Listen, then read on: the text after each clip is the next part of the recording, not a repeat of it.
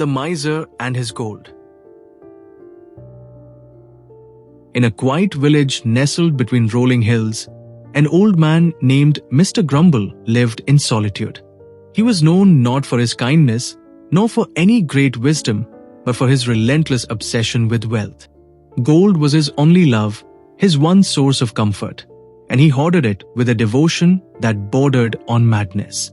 Every night, beneath the heavy veil of darkness, he would shuffle to his garden, glancing over his shoulder to ensure no one was watching.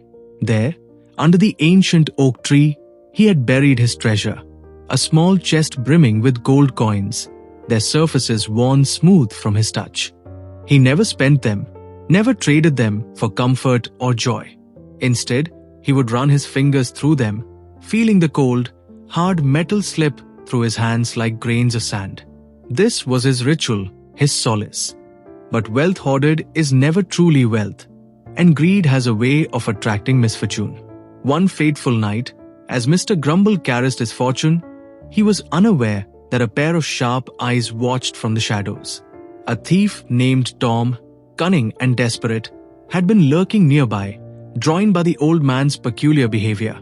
He saw the way Mr. Grumble handled the gold, the reverence in his fingers, the obsession in his eyes.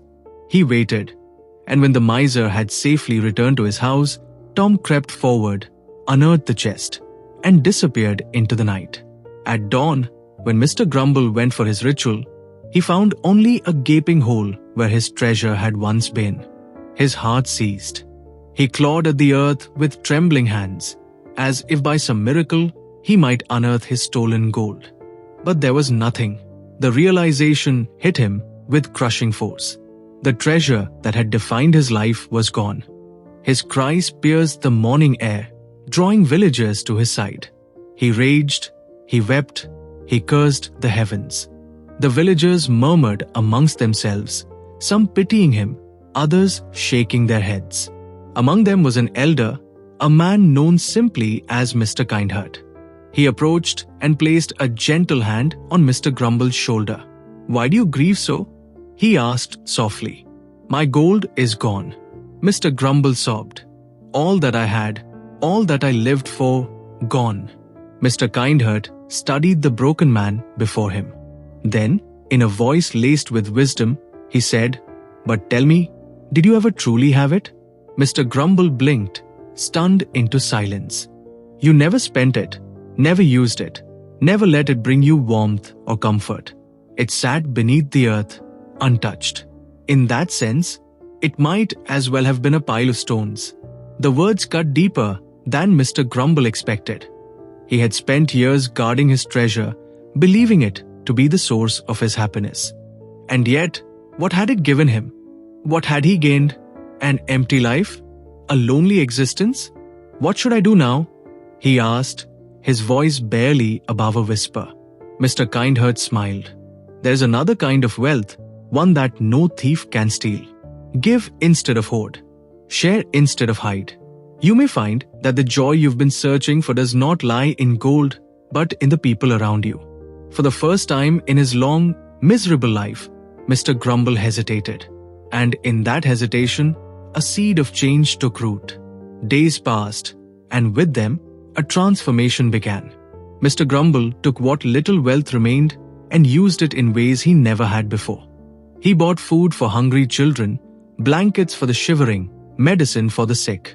And with each act of kindness, he saw something he had never seen before: smiles, gratitude, warmth. Something deep inside him shifted. He no longer counted gold, but counted the laughter of children. He no longer hoarded treasure, but gathered stories of joy. And in giving, he found the one thing his buried coins had never given him: peace. Over time, Mr. Grumble became known not as the village miser, but as the village benefactor. And when he passed, it was not gold that remained as his legacy, but the lives he had touched.